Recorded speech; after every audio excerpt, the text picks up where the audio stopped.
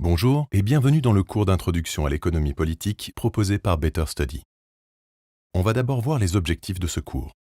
Le cours propose un ensemble d'outils à mettre à la disposition des participants afin d'acquérir les notions de base des sciences économiques. Le but de ce cours est de vous présenter un ensemble d'outils nécessaires. Paradoxalement, ils ne vont pas tout combler, mais ils essaient de vous donner le maximum d'outils nécessaires pour comprendre les mécanismes des sciences économiques. Le choix est porté sur un ensemble d'outils de base que nous verrons tout au long de cette vidéo. On va commencer par la définition des sciences économiques. Les sciences économiques sont une science sociale.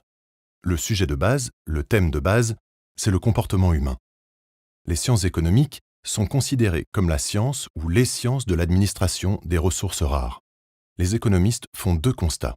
Le premier est que les ressources sont rares, voire limitées, et de l'autre côté, vous avez des besoins illimités, diversifiés et renouvelables.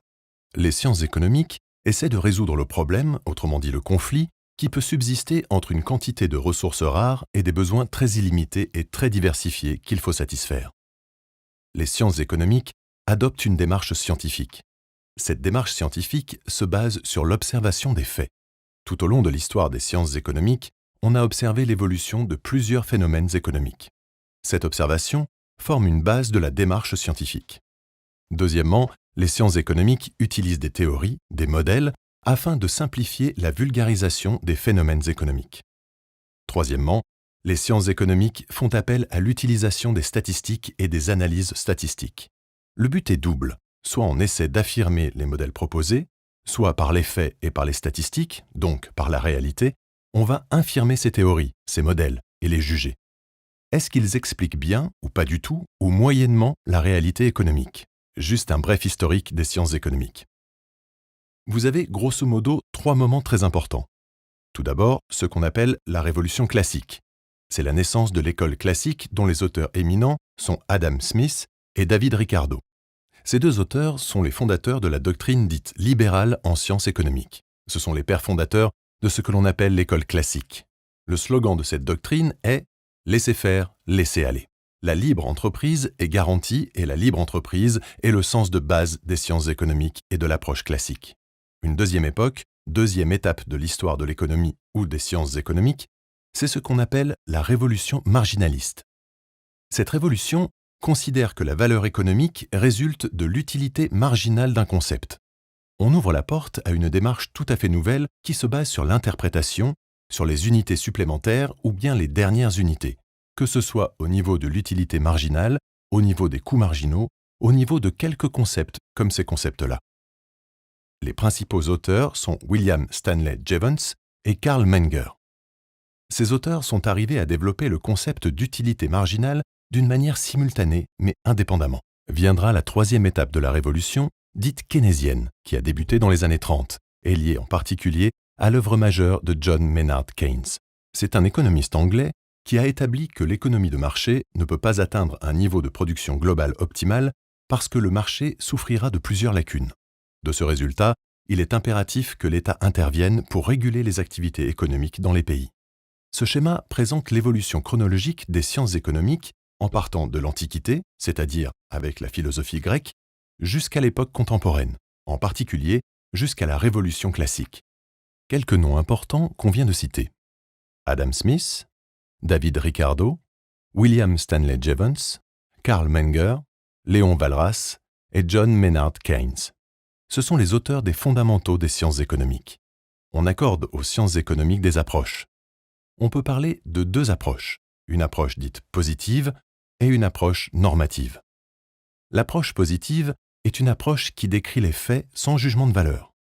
En revanche, l'approche normative est une approche qui émet un jugement de valeur, une norme, en particulier les normes d'équité. On peut ainsi parler d'approche du type microéconomique.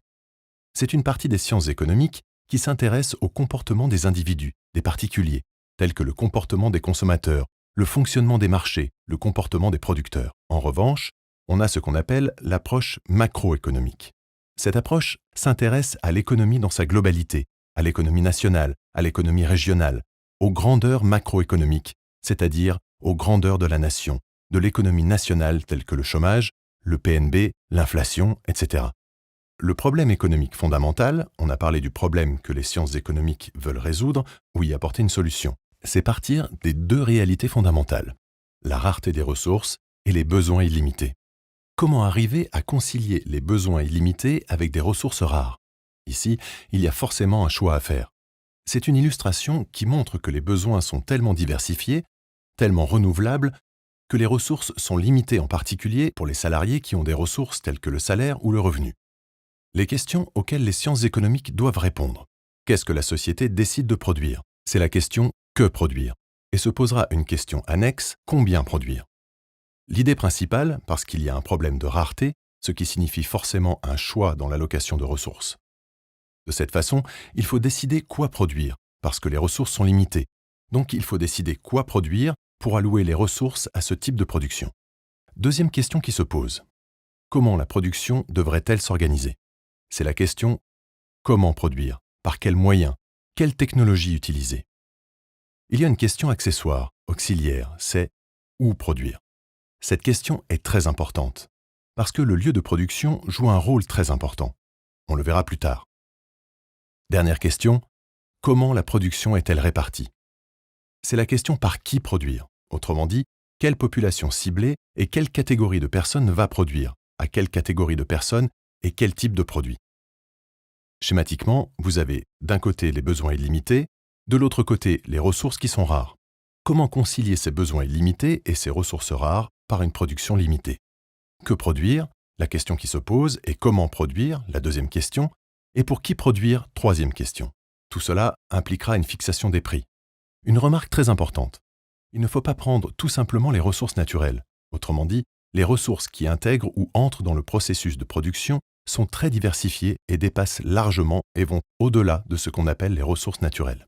Par exemple, les ingénieurs sont une ressource, les économies sont une ressource, les professionnels de tel ou tel domaine sont des ressources, les infrastructures sont des ressources, les matières premières sont des ressources, l'énergie est une ressource, le vent est une ressource, etc. Merci pour votre écoute.